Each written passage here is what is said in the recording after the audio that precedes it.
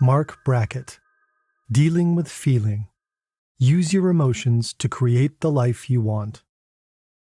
Zuri sat in her car after a meeting, hands gripping the steering wheel as she choked back rage. Her manager had questioned her project timeline in front of her colleagues, and something inside her snapped. She fired off an aggressive email she'd later regret. By the time she got home, she'd picked a fight with her partner over nothing and canceled dinner plans. One uncomfortable moment at work had become a wrecking ball through her career and relationship. Most of us live like Zuri, letting unnamed emotions make decisions for us. We think we're choosing our responses, but actually we're being hijacked by feelings we never learned to recognize or manage. This blank explores why some people navigate life with grace, while others constantly crash into invisible walls. It uncovers why success in life doesn't depend on your education or your intelligence, but on how well you handle your emotions, and what you can do about it right now. What emotional illiteracy costs you. Your body keeps a running tab of every emotion you ignore. That tension in your shoulders from the argument you swallowed 3 days ago. The exhaustion that no amount of sleep fixes because you're carrying unprocessed anxiety everywhere. The headache that arrives every Sunday night before the work week begins. These aren't random ailments. They're your emotional bill coming due. Research on tens of thousands of people shows that those who can't identify and manage their emotions pay steep prices across every area of life. They earn less money in their careers and struggle to maintain close relationships. They report lower life satisfaction and higher rates of anxiety and depression. Their bodies break down faster under the weight of chronic stress. Most striking of all, their IQ and technical skills make almost no difference in preventing these outcomes. For example, Zuri was brilliant at her job. She had 2 advanced degrees and could solve problems that stumped her entire team. But none of that training taught her what to do when frustration flooded her nervous system in that meeting. She only knew 2 options: stuff it down or let it explode. Both choices were costing her more than she realized. The explosion that day burned a bridge with her manager that was never fully rebuilt. She was passed over for the promotion she deserved 6 months later. Her colleague got it instead, someone with half her technical skills but none of her emotional volatility. The suppression cost her too. She stopped speaking up in meetings because she feared another outburst. Her best ideas stayed trapped inside, while safer voices filled the room. Her friendships suffered too. When her closest friend shared exciting news about a new job, Zuri felt a flash of jealousy she couldn't name or process. So she withdrew and avoided calls until the friendship withered. But it was her intimate relationship that paid the steepest price. Zuri's partner learned to walk on eggshells, never knowing which version of her would come home. The intimacy they once shared was replaced by careful distance. She wanted to be closer, but every attempt at vulnerability felt like standing at the edge of a cliff. Even her dreams became casualties. Zuri had always wanted to start her own consulting practice. She had the expertise and the network, but the fear of failure felt so overwhelming that she couldn't separate the emotion from reality. Zuri wasn't weak or broken. Like almost all of us, she was simply never given the tools. This isn't a personal failing. It's a collective blind spot that spans generations and institutions. So why did nobody teach her these skills? A better question would be, why do most of us reach adulthood completely unprepared to handle the very emotions that shape our entire lives? The answer lies in 7 systemic failures that impact nearly everyone. The 7 reasons we don't regulate. Given the widespread epidemic of emotional dysregulation and the negative consequences it brings, it's hard to imagine why this goes so unnoticed. But there are systemic reasons for this, and they create blind spots for most of us. First, we simply don't value emotions. We treat them as obstacles to overcome instead of information to understand. We praise people who stay cool under pressure and criticize those who show feeling. The message is clear. Emotions are weakness, not wisdom. Second, many just don't see emotional regulation as a skill. We might assume emotional management is something you either have or you don't, like being athletic or musically inclined. That's likely because, third, nobody taught us at home. Your parents may have loved you deeply, but if you came home upset as a child and they offered you ice cream and distraction, you missed something. They may have meant well or were doing what their own parents did. But comfort isn't the same as teaching, especially if you never learned to identify what you were feeling, why it mattered, or what to do about it. And, fourth, nobody taught us at school either. The education system measures intelligence with tests and grades, but never once asks how we feel, let alone teaching the vocabulary to express it. Schools operate as if students were just brains on sticks, as if emotions had nothing to do with learning or success or well-being. Fifth, we love a quick fix instead of doing the deep work, like scrolling social media when we feel anxious or venting to friends when we feel angry, but not taking the time to identify the emotions, their causes, and how to process them.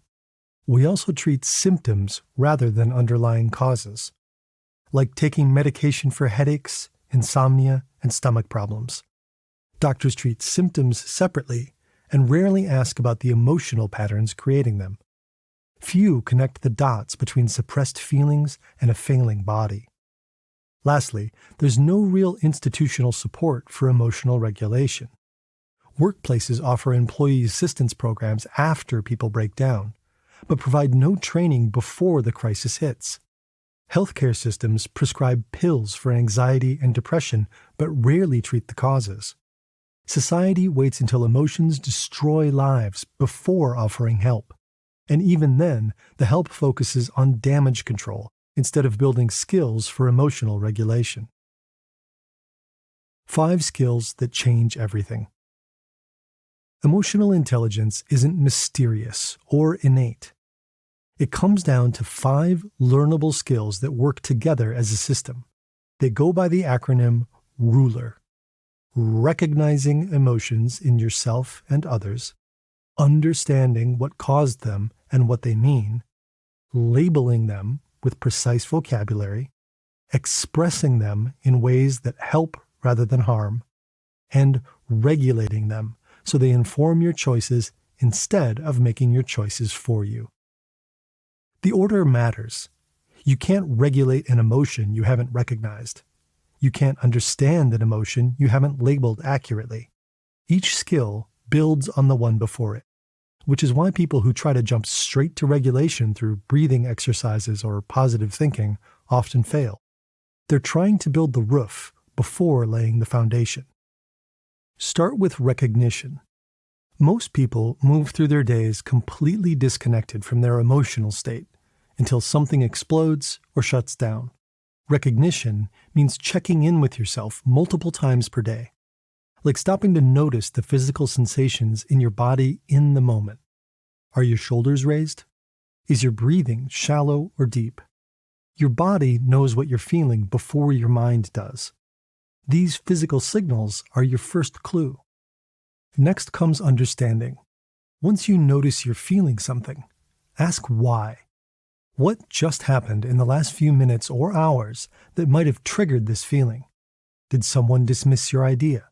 Did you see something on social media that sparked comparison? Understanding creates distance between the trigger and your response. Labeling requires expanding your emotional vocabulary far beyond fine, good, bad, or stressed. The difference between feeling anxious and feeling overwhelmed matters enormously because they require different responses. Anxiety often needs information or planning, while overwhelm needs simplification or delegation. When you can name precisely what you feel, your brain shifts from reactive mode to thinking mode. Research shows that putting feelings into words reduces the intensity of negative emotions by activating your prefrontal cortex. Keep a list of emotion words on your phone or desk. When you notice a feeling, scroll through the list and find the words that fit best. Expression is where most people derail. We either suppress completely or explode without a filter. Healthy expression means sharing your emotions in ways that create connection and solve problems instead of creating more. The key to good expression is separating the emotion from blame. Notice the difference between saying, "I feel disrespected," and "you disrespected me." The first is about your internal experience. The second is an accusation that will trigger defensiveness. Your emotions are always valid as internal experiences, but how you express them determines whether they build or break your relationships. Regulation is the final skill, and one everyone wants to master first. But regulation only works when built on the 4 other skills. Once you have recognized what you feel, understood why you feel it, labeled it precisely, and expressed it appropriately, regulation becomes simple. Putting it into practice. Just knowing what it takes to regulate emotions won't make a difference without putting it into practice. But building these skills into your life can start today. For your recognition practice, set 3 alarms on your phone throughout your day. When the alarm goes off, stop and do a 30-second body scan. Sit comfortably and run your mind from the top of your head down to your feet. Notice everything: tension or tightness in your chest, butterflies in your stomach, or restlessness in your legs. Write down what you notice in 2 words or less: tense shoulders, racing heart, calm breath. The goal isn't to change anything, just notice. For more understanding, keep a simple log for a few days. Every time you notice a strong emotion, write down 3 things: what you were doing right before it hit, who you were with or thinking about, and what thought went through your mind. Patterns emerge fast. You might discover that you feel anxious every time you open your work email, or you feel resentful every time a colleague speaks in meetings. Understanding your triggers gives you back your power because you can prepare for them or avoid them entirely. To build your labeling skills, expand your emotional vocabulary by learning 3 new emotion words each week. Go beyond the basics. Instead of sad, try words like discouraged, morose, grief-stricken, or melancholic. Instead of angry, try irritated, livid, or indignant. The more precise your vocabulary, the more precisely you can address what you need. For expression, practice this phrase structure until it becomes natural. I feel blank because blank, and I need blank. Fill in the blanks with specifics. For example, I feel frustrated because this deadline changed 3 times, and I need us to commit to one date so I can plan my work. Or, I feel hurt because you didn't acknowledge my contribution, and I need you to recognize my work next time. Notice how this structure takes responsibility for your emotion while making a clear request that the other person can actually act on. Practice expressing positive emotions too. I feel grateful because you stayed late to help me finish that report, and I want you to know it made a real difference. Expressing positive emotions strengthens relationships just as much as addressing negative ones. For regulation, use the 6-second pause before responding to any strong emotion. Count slowly in your head. 1 1,000, 2 1,000, 3 1,000, 4 1,000, 5 1,000, 6 1,000. In those 6 seconds, run through the first 4 skills. What do I feel? Why do I feel it? What is the precise name for this feeling? How would my best self express this? Then, choose your response from that place of clarity instead of from the raw emotion. Recentering emotional intelligence. Imagine a world where acquiring emotional skills is valued as much as reading or math, where recognition and regulation are taught alongside science and history. This world already exists, but only in isolated pockets. It can become a new reality. In one classroom where emotions matter, students arrive each morning and move their photo to one of 3 colored zones on the picture wall. Green means they feel pleasant feelings, like energized or content. Yellow is for unpleasant or low energy feelings, like tired or disappointed. And red means they are having strong, unpleasant feelings, like angry or anxious. Today, Marcus quietly places his photo in the red zone. His classmates notice. The teacher asks if he wants to share how he feels. Marcus says his dog is sick and might die. He feels scared and sad. A second student asks if there's anything Marcus might do to help him feel better. Instead of being alone with his feelings, Marcus is validated, acknowledged, and offered tools to help him process his valid feelings. In a workplace where emotions matter, when a project falls apart at the last minute due to a vendor error, the team might be called to a meeting in which the manager opens with emotional recognition. He articulates the frustration, disappointment, and worry they feel about the situation. This honesty creates safety. Now team members can recognize, understand, label, and express their own feelings. Then they choose together how to do the hard work of brainstorming solutions. In relationships where emotions matter, a couple in an argument might each first recognize what they feel. One partner might feel anxious and need connection to feel secure. The other partner might be overwhelmed and need space to think clearly. They label these emotions and express them without blame. They understand that both needs are valid. So they create an agreement. When conflict arises, they'll take 30 minutes apart, then come back together. The time apart helps the second partner regulate. The guaranteed reconnection helps the first partner feel secure.